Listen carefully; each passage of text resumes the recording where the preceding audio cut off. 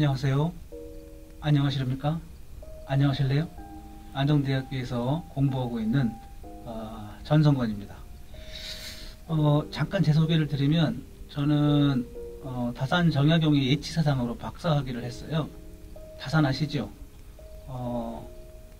다산은 이제 전라남도 강진에 가시면 다산 초당이 있습니다. 거기 한번 가보세요. 많이 힘들 거예요. 여러분도 힘드시기 바랍니다. 자, 오늘은 안동대학교도 소개도 하고 제 전공도 소개해드리는 시간을 좀 가질 텐데, 먼저 안동대학교 좀 소개를 해드릴게요. 자, 기억을 하셔야 되는데 1947년하고 1965년하고 1979년이에요. 저희 안동대학교가 처음에 안동사범학교로 1947년에 개교했습니다. 그리고 1965년에 안동교육대학으로 개편됐다가 1979년에 안동대학교로 국립안동대학으로 시작을 해요. 그러니까 지금으로 따지면 70년이 넘는 유서 깊은 교육의 전당이라고 할 수 있습니다. 그리고 안동대학은 이뻐요. 제가 여기 부임을 2017년에 했는데 그때보다 지금 훨씬 이뻐졌어요. 그러니까 다른 대학교 가보세요. 우리 학교가 더 이쁩니다. 거기다가 제 앞에 얘는 누굴까요?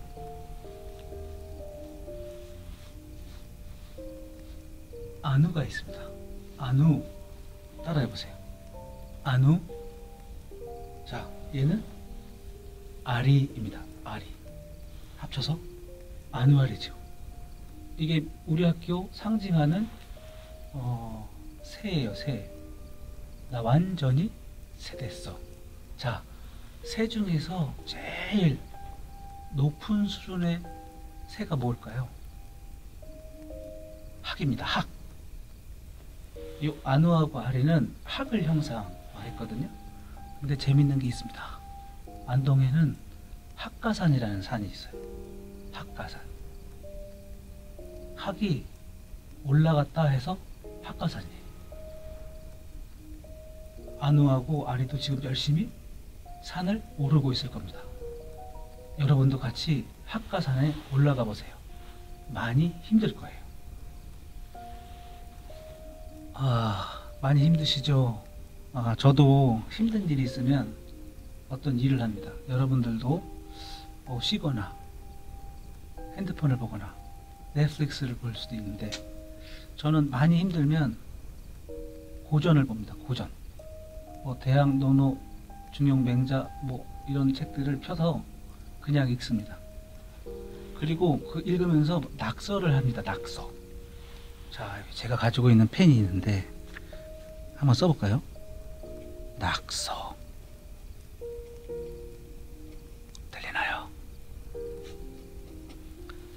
저는 이 플러스 펜이 너무 좋아요. 왜 플러스 펜이 좋으냐? 예전에 한문 공부할 때 붓글씨를 썼거든요. 그러니까 그거 붓글 쓰려면 뭐가 있어야 되죠?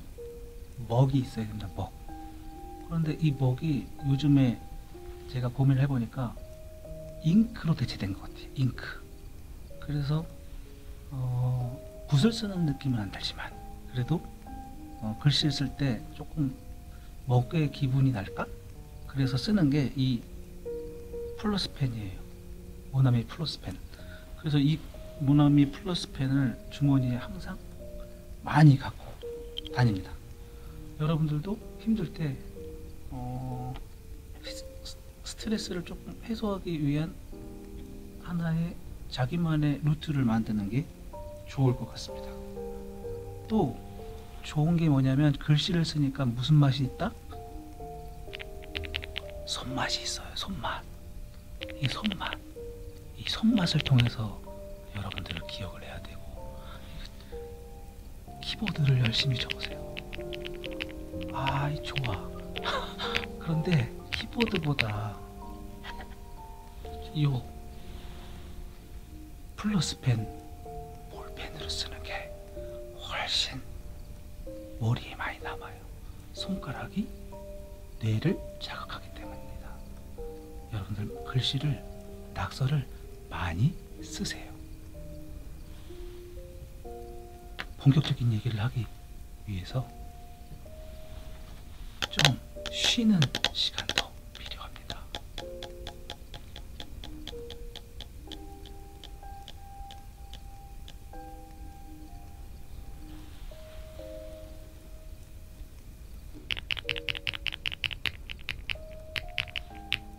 그대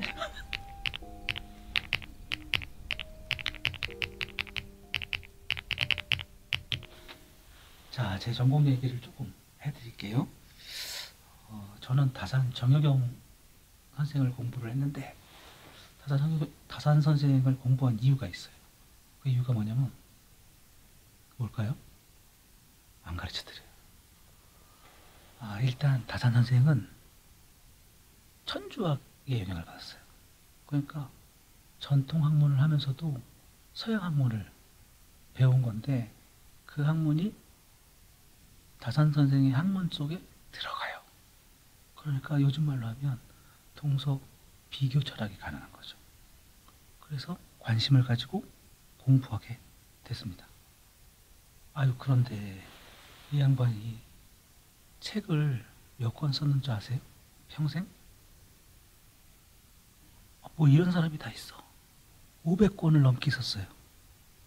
여러분들 500권 쓰고 인생을 맞춰보십시오. 뭐 쓸걸? 왜냐면 저는 500권 다 다산 선생님 글을 읽지도 못했어요. 한 반 이상은 읽은 것 같은데 그것도 한문으로 돼 있잖아. 작살이죠. 한문은 어렵거든요. 근데 저희가 선생님이 여기서 뭘 말씀드리고 싶은 게 있는데 그게 뭐냐면 그 저술 중에 대표적인 저술 세 가지를 좀 기억하자 이거예요. 하나는 경세유표, 하나는 여러분들이 알고 계실 텐데 목민심서, 또 하나는 흠음신서라는 책이에요. 그러니까 경세유표는 일종의 국가 행정 조직을 만든 거거든요. 그러니까 조선이라는 나라를 새롭게 개혁하려고 조직을 다 구성한 거예요. 여러분이 한번 읽어보세요. 뭔 말인지 모를 거예요. 자, 그 다음에 또 하나는 목민심서. 요즘 말로 하면 지자체장이 읽을 수 있도록 한 거예요. 그러니까 안동이면 우리 안동 시장님이 그걸 읽고서 부임부터 은퇴할 때까지 전 과정의 역할을 써놓은 거거든요. 목민심서 다 아시죠? 너무너무 재밌어요. 뭐가 재밌냐? 내용도 재밌는데 목민심서를 모르는 한국 사람은 별로 없는데 목민심서를 다 읽어본 사람도 거의 없어요. 그건 놀라운 일이죠. 여러분들이 같이 좀 읽어봤으면 좋겠고, 또 하나는 흠흠신서라는 책이 있어요. 흠흠신서는 흠제라고 해서 조심하고 조심하다라는 말에서 따왔거든요. 형법서예요. 형법서. 일종의 잘못을 하면 벌을 줘야 되잖아요. 그 벌, 곤장을 맞는 거죠. 곤장을 맞아. 아이 아파. 그런데 너무 함부로 백성들에게 벌을 내리니까 안 되겠다 싶어서 판례들을 모아가지고 임명을 상의하면 안 되잖아요. 잘못이 없는데. 그러니까 판결을 할 때도 굉장히 조심조심 하라는 의미에서 쓴 책이 흠흠신서예요. 법 관련된 공부를 하는 분들은 읽어보면 좋겠습니다. 여하튼 뭐다? 500권 넘는 책을 썼다. 뭐다? 장난이 아니다.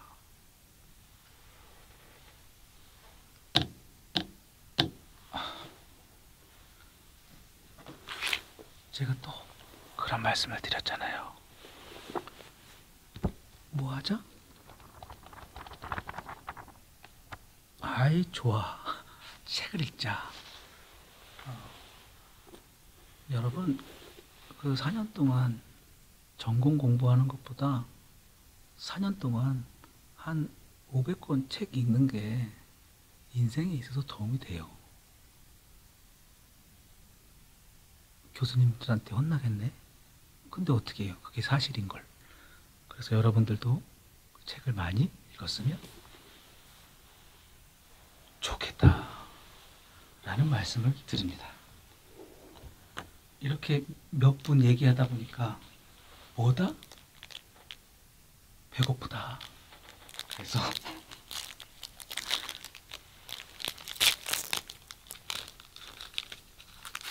야, 이게 찹쌀 선과랍니다.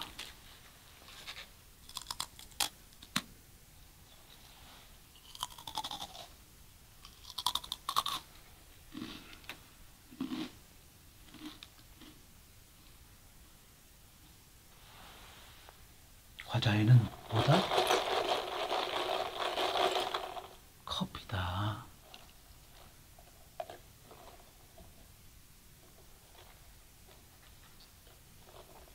아, 목넘김이 좋다. 자, 그러면 다시 동양 철학에 대해서 설명을 할게요. 웃기죠?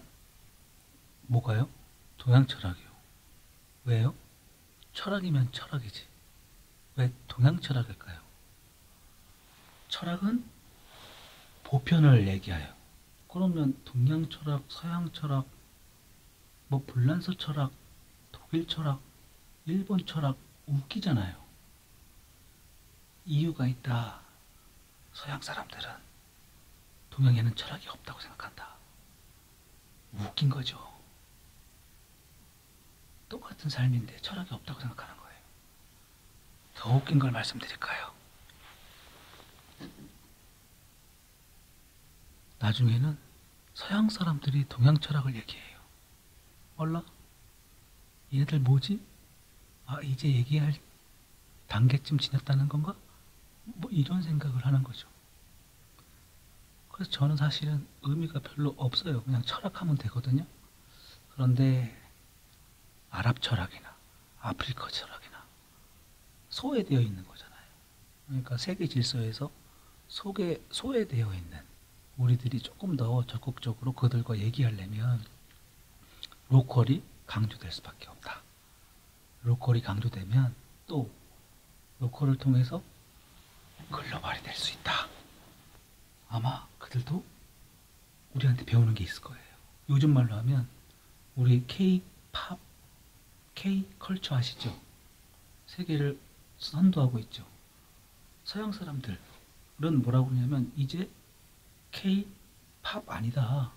그냥 월드팝이다. 이런 얘기도 해요. 그러니까 문화적으로 우수한 게 있으면 이제 세계적인 것이 되는 거예요. 로컬이 뭐가 된다? 글로컬이 된다. 철학도 마찬가지다.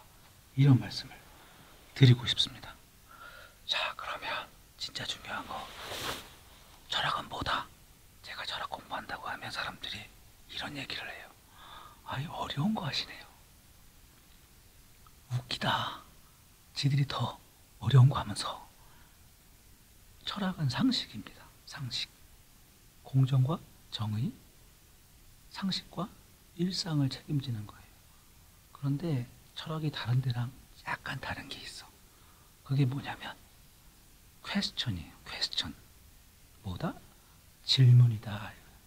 저는 철학은 질문이다 이렇게 생각합니다. 질문을 많이 하는 학생들은 철학을 하는 거예요. 철학을. 안우야, 아리야, 뭐 하자? 질문하자.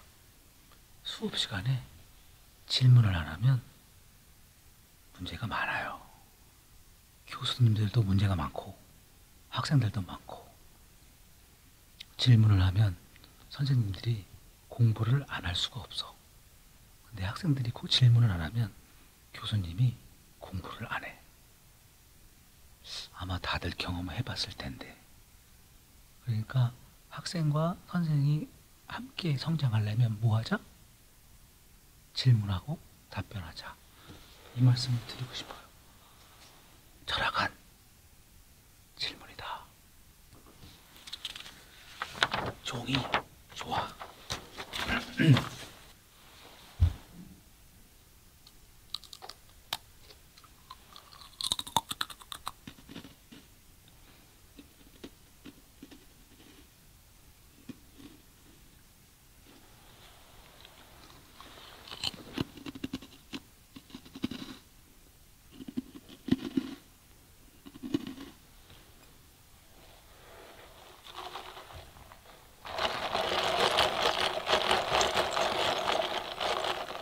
아하냐 사랑이 예수님 찬양. 자, 마지막으로 제가 재직하고 있는 미디어 문화 커뮤니케이션, 미디어 컬처 커뮤니케이션. 자, 미디어 문화 커뮤니케이션 학과 소개를 해드릴게요. 이거 제가 장려해가지고 한 4, 5년 걸쳐서 만든 거예요. 어렵게 만든 학과입니다. 학교 학생들의 수요를 감안한 거예요. 학생들이 그 영상과 저널리즘과 또 문화 콘텐츠에 관심이 너무 많은데 학교에서 그걸 만들지 못했던 거죠. 근데 여하튼 지금이라도 만들었습니다. 미디어 문화 커뮤니케이션이라는 데는 전국에 한번 구글링을 한번 해보세요. 그런 학과는 없다. 제가 처음 만들었다. 이런 거예요. 자랑스럽습니다. 안동이라는 문화적 도시에 미디어 문화 커뮤니케이션 학과가 있다는 게 저는 굉장히 자부심을 느끼는데 설명을 조금 드릴게요. 이 미디어 문화 커뮤니케이션은 미디어 문화하고 커뮤니케이션을 합친 거기도 하고 미디어 앤드 컬처 앤드 커뮤니케이션으로 구분할 수도 있고 요즘 말로 하면 문화 콘텐츠하고 미디어 커뮤니케이션을 합친 학과라고 생각해도 돼요. 그러니까 제가 종국적으로는 우리들이 살고 있는 현대 미디어 문화를 가지고 이해하고 해석하면서 서로 소통하는 세계를 만들기 위해서 미디어 문화 커뮤니케이션 학과를 만들었어요. 그런데 조금 더 세부적으로 말씀을 드리면 일종의 문화는 로컬 컬처를 생각을 했어요. 안동은 문화 자원이 겁나게 많아요.